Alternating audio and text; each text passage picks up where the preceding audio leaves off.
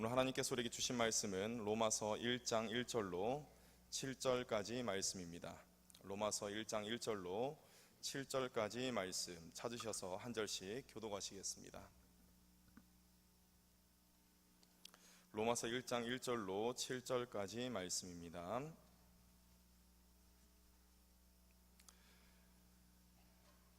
다 찾으신 줄 알고 제가 먼저 읽겠습니다. 예수 그리스도의 종 바울은 사도로 부르심을 받아 하나님의 복음을 위하여 택정함을 입었으니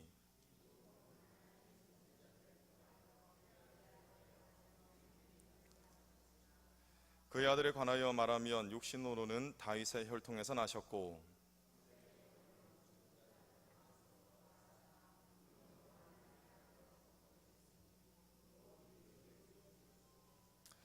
그로 말미암아 우리가 은혜와 사도의 직분을 받아 그의 이름을 위하여 모든 이방인 중에서 믿어 순종하게 하나니 함께 읽습니다.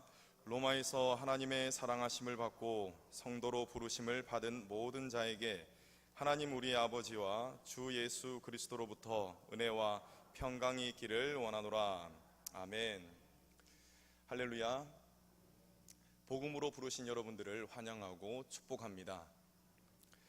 오늘부터 제가 로마서 우리 담임 목사님의 특명을 받아서 로마서 강해를 또다시 시작하게 되었습니다. 로마서를 들어가기에 앞서서 우리가 알아두어야 할 것이 있습니다. 이것을 알아두시면 큰 도움이 됩니다. 자, 첫 번째로 알아두어야 할 것은 바로 로마서가 기록된 목적입니다. 로마서가 기록된 목적은 간단합니다. 먼저 로마의 교인들이 있거든요. 예수 그리스도를 믿는 성도들이 있다는 것입니다. 이 성도들을 제대로 복음으로 바로 세우는 것, 그것이 첫 번째 목적입니다. 그리고 그들을 통하여서 복음의 지경을 넓히는 것, 그것이 바로 로마서가 기록된 목적이라는 것입니다. 여러분, 바울은 어떤 사람입니까? 바울은 예수님의 지상 대명령을 가슴에 새기고 있던 사람이었습니다. 사도행전 1장 8절을 보시면은 이렇게 기록되어 있습니다. 여러분들이 읽어주시겠습니다. 시작.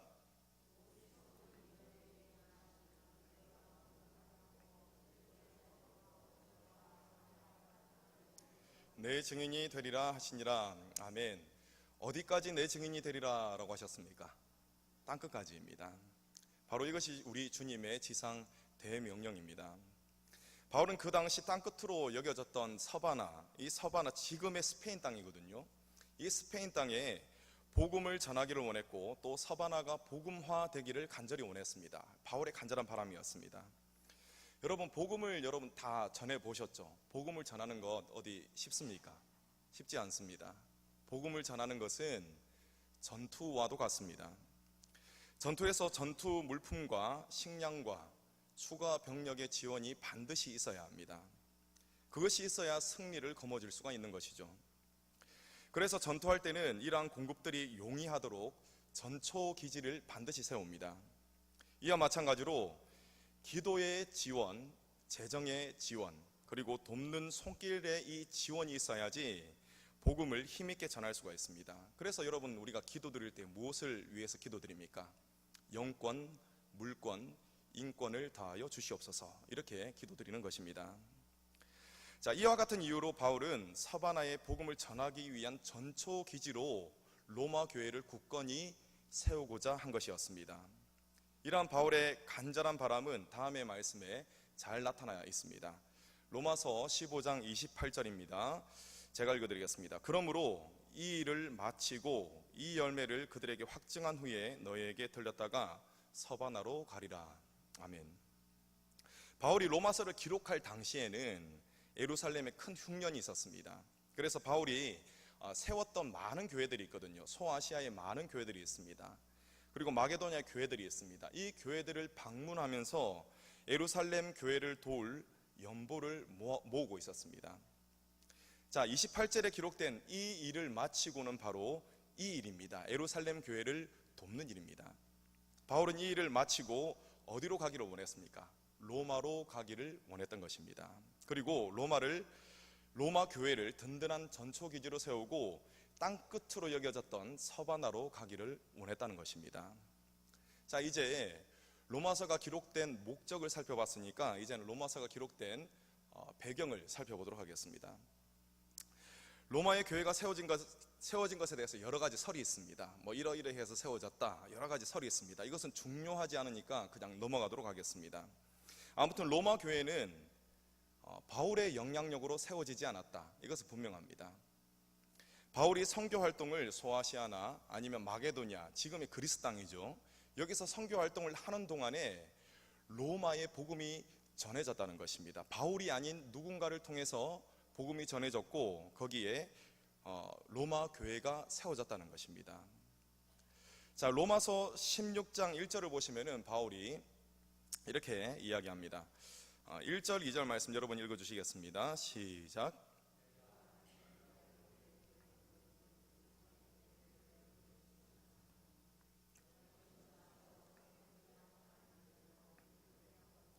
무엇이든지 그에게 소용되는 바를 도와줄지니 이는 그가 여러 사람과 나의 보호자가 되었습니다. 아멘. 자, 바울이 로마에 지금 이 편지, 로마서인 것이죠, 그죠? 이 편지를 보내고 있습니다, 로마에. 그런데 바울이 지금 어디에서 편지를 기록하고 있냐면은 고린도에서 기록하고 있습니다. 고린도.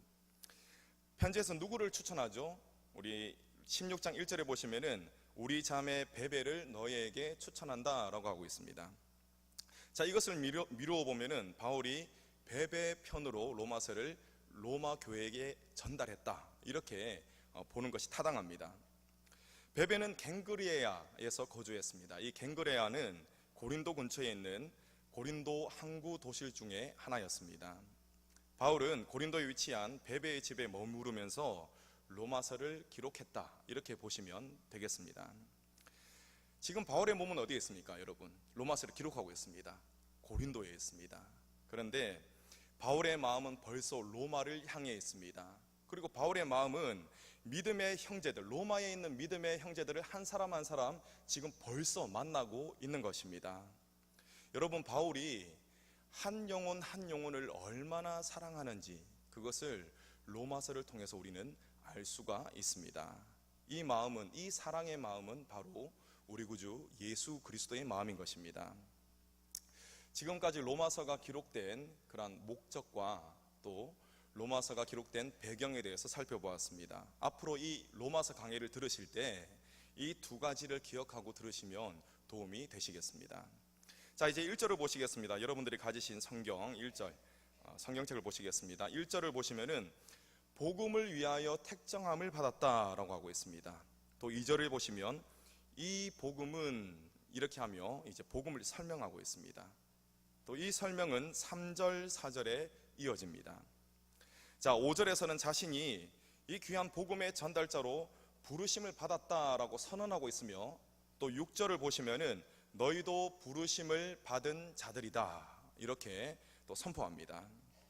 복음이 확장되는 것이죠. 복음의 부르심이 바울에게서부터 너희에게로, 이 로마 교회에게로 확장되고 있는 것입니다. 또 7절은 어떻습니까? 부르심을 받은 모든 자에게 라고 하고 있습니다. 자, 오늘 우리가 함께 교독한 말씀에는 여러분 무엇이 중심에 있습니까? 복음입니다. 복음이 중심에 있습니다. 복음과 복음으로의 부르심을 중심으로 오늘 말씀에 거대한 강줄기가 흘러가고 있는 것입니다.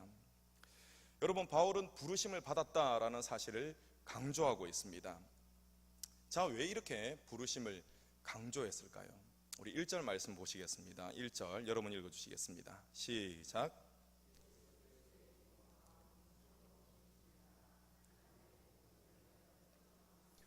아멘. 부르신 분이 누구이십니까? 제가 빨갛게 칠해놨는데, 하나님의 복음을 위해 택정함을 입었다라고 했습니다. 부르신 분은 바로 하나님이십니다. 다른 누구도 아니고 모든 것을 만드시고 또 모든 것을 다스리시는 그 하나님께서 부르셨다는 것입니다. 그렇기 때문에 이 부르심은 고귀한 부르심인 것입니다. 자, 이제 2절부터는 복음에 대해 본격적으로 설명을 합니다. 뭐든지 여러분 첫 단추를 잘 끼워야 됩니다. 이 부분이 바로 첫 단추입니다. 왜냐하면 복음에 대해서 설명하기 때문에 그렇습니다. 여러분 지금까지 제가 보니까 한 분도 안 조시고, 정말 피곤한 시간인데 안 조시고 너무 집중을 잘 하십니다. 근데 더 집중하셔서 이 부분부터 경청해 주시기 바랍니다. 여러분, 복음은 먼저는 하나님의 좋은 소식입니다. 그것이 바로 복음입니다. 하나님이 주시는 복된 소식이 바로 무엇이죠? 복음인 것입니다. 자, 이제 다음에 몇 가지 사항을 제가 말씀드리겠습니다. 복음이란 이런 것입니다 라는 형태로 말씀을 드리겠습니다. 먼저 복음이란 하나님이 미리 약속하신 것입니다. 자, 2절 말씀 여러분 읽어주시겠습니다. 시작.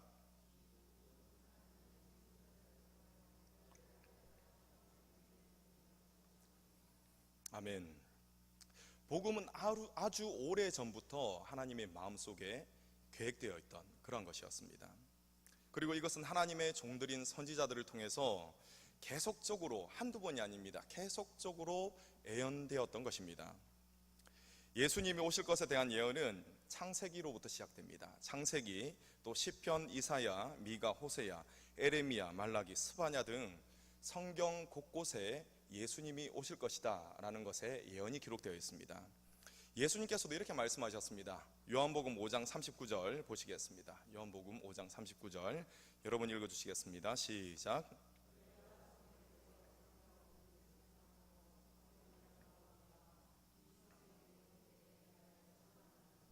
아멘. 여러분, 이 성경이 누구에 대해서 증언하는 것이라고 했습니까? 바로 예수님입니다. 내게 대하여 증언하는 것이다. 즉 복음 자체이신 예수님을 이 성경이 끊임없이 증거하고 있다는 것입니다. 물론 이 성경은 바로 구약이겠죠. 자, 이처럼 복음은 하나님께서 미리 약속하신 것입니다. 자, 두 번째로 복음이란 하나님의 아들이신 예수께서 평범한 인간으로 오셨다는 것입니다. 여러분, 우리나라 설화를 많이 아실 것입니다. 아래서 깨어난 박혁거세 이런 사람들 굉장히 특이하게 출생했다, 비범하다라는 것을 강조하기 위해서 그러한 특이한 출생을 강조하는 것이죠. 그런데 예수님께서는 평범한 인간으로 오셨다는 것입니다. 자, 1장 3절, 로마서 1장 3절 말씀 여러분 읽어주시겠습니다. 시작.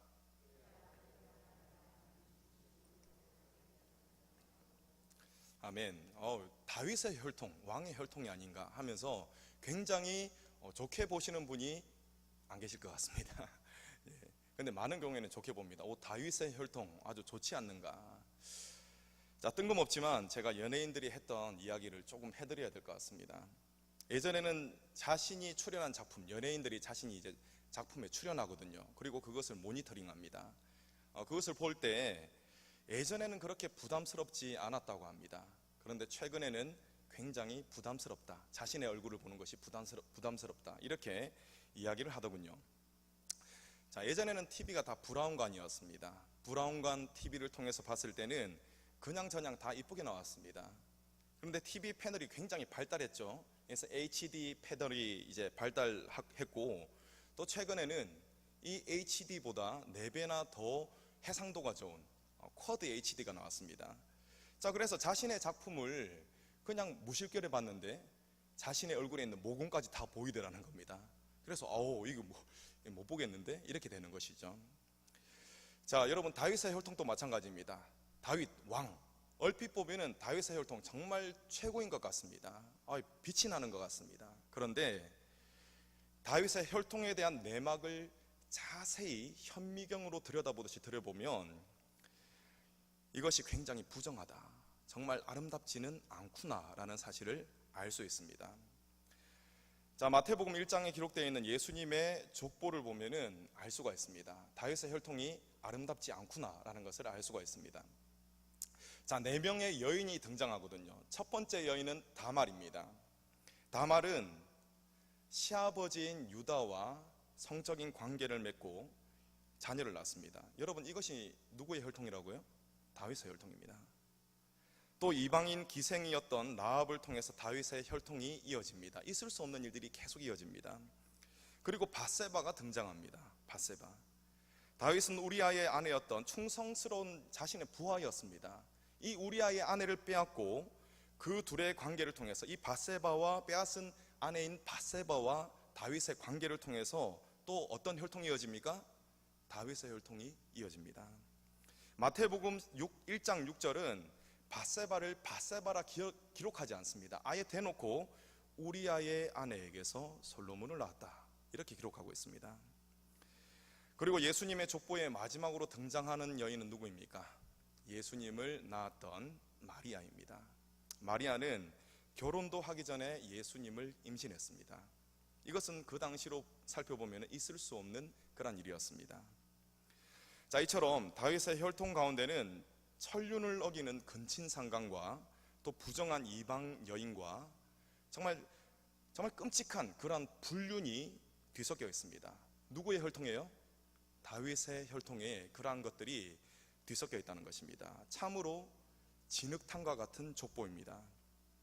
그런데 성경은 이를 감추지 않고 그대로 드러내고 있습니다. 성경이 이를 그대로 드러내고 있다는 것에 다 이유가 있다, 저는 그렇게 생각하고 있습니다. 그것은 바로 예수님이 특별할 것이 없는 정말 낮고 낮은 평범한 인간으로 오셨다라는 것을 강조하기 위해서 성경은 이것을 그대로 드러내는 것입니다. 이쯤에서 다음의 질문이 떠오를 수 있습니다. 그렇다면 왜 하나님의 아들이신 예수께서는 평범한 인간으로 오셨을까? 왜? 자, 첫 번째로는 모든 시련을 겪으시기 위해서입니다. 히브리서 2장 18절입니다. 화면에 뜰 것입니다. 여러분 읽어주시기 바랍니다. 시작.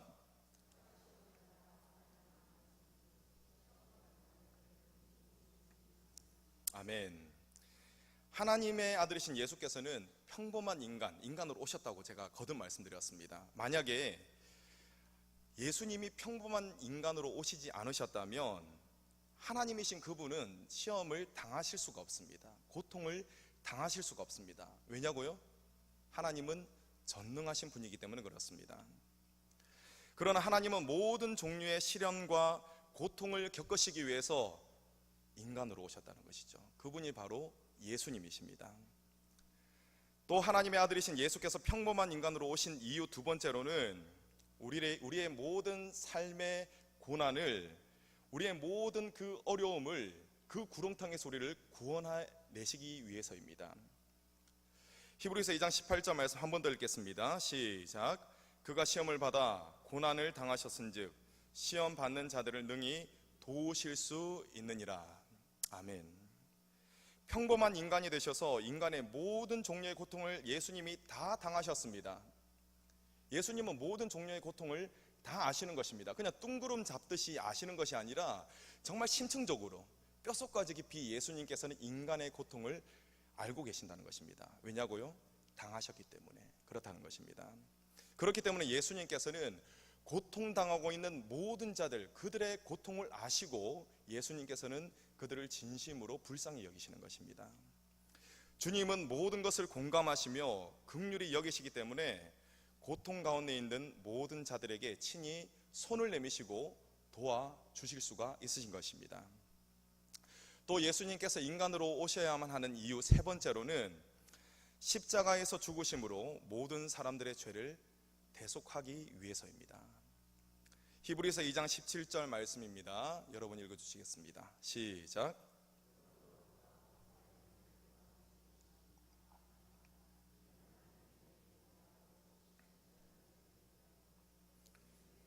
속량하려 하심이라. 할렐루야. 하나님이 하늘 보좌를 그대로 지키고 계셨다면 하나님은 죽음을 맛볼 수가 없으십니다. 하지만 완전하신 하나님은 인간이 되셨고 이 완전하신 하나님이 인간이 되신 예수께서는 완전한 제물이 되셔서 십자가에서 죽으셨습니다. 이로써 죄사함을 받는 길이 활짝 열리게 된 것입니다. 여러분, 이처럼 놀라운 주님의 은혜에 감사하시고 또 감사하시기를 바랍니다. 지금까지 예수님이 평범한 인간이 되셨다라는 사실을 말씀드렸습니다.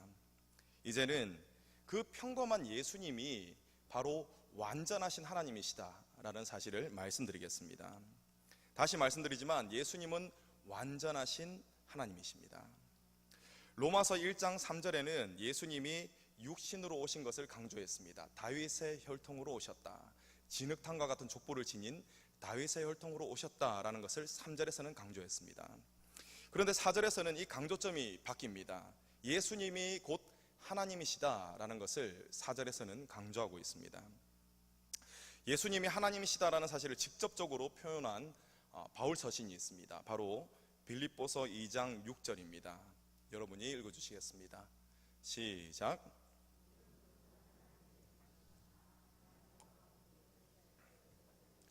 아멘.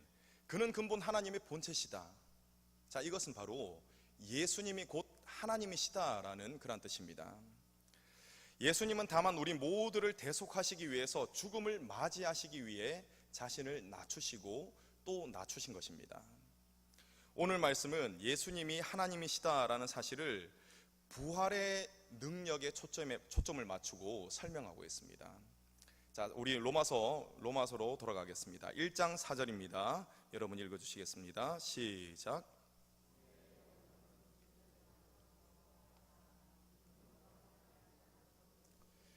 곧 우리 주 예수 그리스도시니라. 아멘.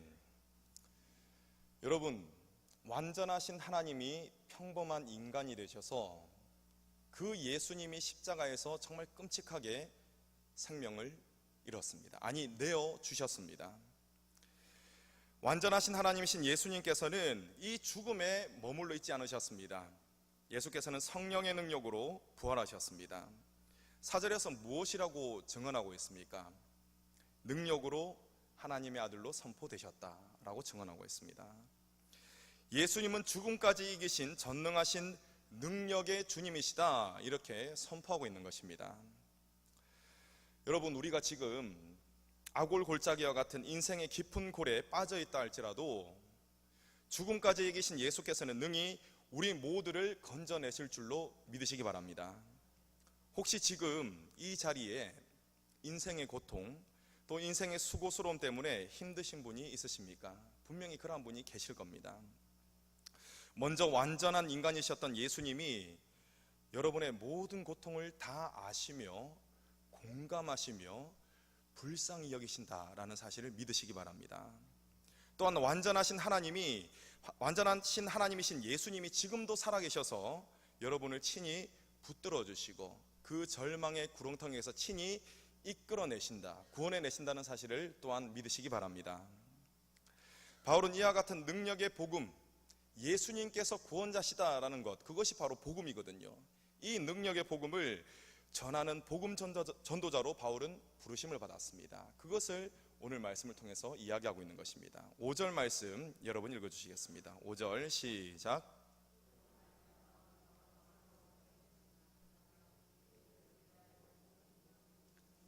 믿어 순종하게 하나님. 아멘. 바울은 자신이 이처럼 놀라운 예수 그리스도의 복음을 전하는 사도의 직분을 받았다 라고 이야기하고 있습니다. 달리 말해서 이방인의 사도로 부르심을 받았다라는 사실을 말하는 정도가 아니라 자랑하고 있습니다. 여러분, 바울은 무엇을 통해서 이 귀한 직분을 받았습니까? 무엇을 통해서? 바로 예수 그리스도로 말미암은 은혜를 통해서 이 귀한 직분을 받게 되었다는 것입니다. 여러분, 이제 우리 모두의 가슴을 뛰게 할 만한 그런 말씀을 전해드리겠습니다. 자, 1장 6절 말씀 여러분 읽어주시겠습니다. 6절 시작.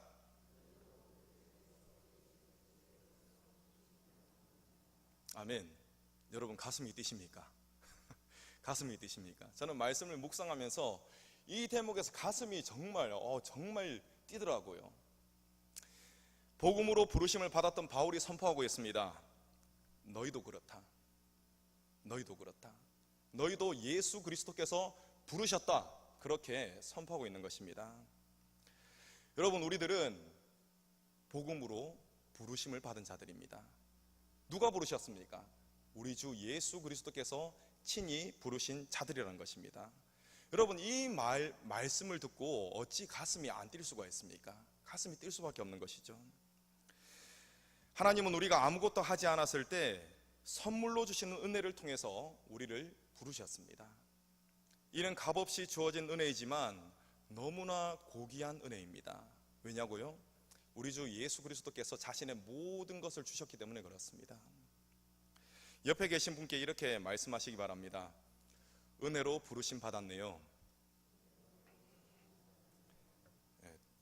옆에 계신 분 얼굴이 달라 보이지 않으십니까? 은혜스럽죠? 우리 모두는 은혜로 부르심을 받은 자들입니다. 여러분, 우리는 부르심을 받았습니다. 복음으로의 부르심을 받았습니다. 이렇게 부르심을 받은 자들에게 요구되는 것이 있습니다. 하나님의 말씀에 맡은 자들에게 구할 것은 충성이다 라고 했습니다. 여러분, 복음으로 부르심을 받은 우리들이 보여야 할 마땅한 모습은 바로 순종입니다. 엄밀히 말하자면 억지로 하는 그런 순종이 아니라 자발적인 순종의 모습이 부르심 받은 우리들에게 있어야 한다는 것입니다. 여러분, 언제 이렇게 자발적인 순종을 할 수가 있습니까? 사랑과 신뢰가 있을 때, 그때 자발적인 순종을 할 수가 있는 것입니다. 이러한 순종의 삶을 위해서 우리가 매일매일 거르지 않고 해야 할 것이 있습니다. 그것은 바로 말씀과 성령 안에서 하나님의 사랑을 날마다 새롭게 깨닫는 것입니다. 여러분, 가장 위험한 사람이, 가장 위험한 신앙인이라고 하기도 좀 그렇죠. 종교인이 누구냐면 과거를 우려먹는 사람입니다. 과거에 내가 이러한 환상을 받고 내가 과거에 이러한 방언을 했는데, 이러한 사람은 굉장히 위험합니다. 현재를 봐야 됩니다. 현재 자신에게 자발적인 순종의 모습이 있느냐 하는 것입니다. 이 자발적인 순종은 다시 말씀드리지만 하나님의 사랑을 날마다 새롭게 깨달을 때 할 수 있는 것입니다. 그것이 바로 자발적인 순종입니다. 예수 그리스도를 통해 나타난 하나님의 그 놀라우신 사랑의 너비와 깊이를 더욱더 깨달으시는 저와 여러분 되시기를 간절히 축원합니다. 이처럼 하나님의 사랑을 새롭게 깨닫게 되면 여러분, 순종하지 않고는 견딜 수가 없습니다. 정말 그렇습니다. 오늘 제가 학교 앞에 전도를 나갔는데 애들이 너무 이쁘더라고요. 왜 그렇게 이쁘냐면은 제가 잘나서 그럴까요? 솔직히 말씀드리겠습니다. 전도 나가기 정말 싫었습니다. 정말 피곤하고 오늘 설교도 준비해야 되고 PPT도 준비해야 되고 정말 나가기 싫었거든요. 그런데 하나님의 그 사랑이 깨달아지고 자발적인 순종이 되더라고요. 저의 몸은 하기 싫어, 피곤해 이렇게 했지만 하나님을 사랑하는 마음으로 자발적으로 순종을 했더니 학생들이 이쁘게 보이더라고요. 여러분, 정말 걔들이 이쁠까요? 객관적으로 이쁠까요? 그럴 수도 있고 그렇지 않을 수도 있습니다. 그러나 은혜 가운데서 자발적으로 순종하니까 그 모든 것이 이쁘게 보였습니다.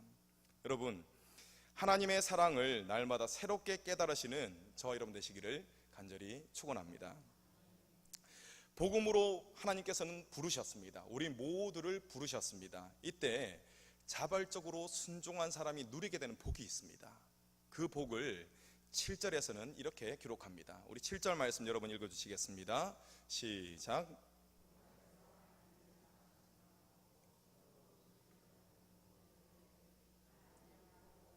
주 예수 그리스도로부터 은혜와 평강이 있기를 원하노라. 아멘. 여러분, 순종하는 자에게 있는 복은 바로 이것입니다. 세상이 줄 수 없는 이것입니다. 이것이 무엇이냐면 오직 하나님만이 주실 수 있는 평강입니다. 예배소서 6장 15절 말씀은 이렇게 이러한 상태를 다음과 같이 표현하고 있습니다. 함께 읽겠습니다. 시작. 평안의 복음이 준비한 것으로 신을 신고. 아멘.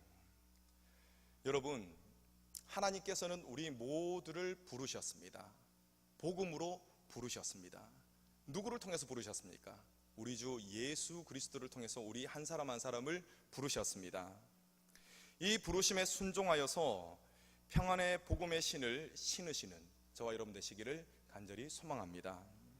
이 신을, 평안의 복음의 신을 반드시 신어야 합니다. 그래야만 여러분 세상 살만하십니까? 저는 짧은 생활 살았거든요. 그런데 녹록지 않습니다. 여러분도 다 할 것이죠. 험난한 세상입니다.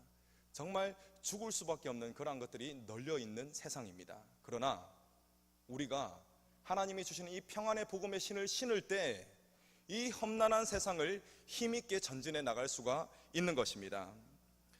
평안의 복음의 신을 신고 험난한 이 세상을 힘차게 진군하시는 주님의 군대가 바로 우리 믿음의 공동체가 되기를 간절히 축원합니다.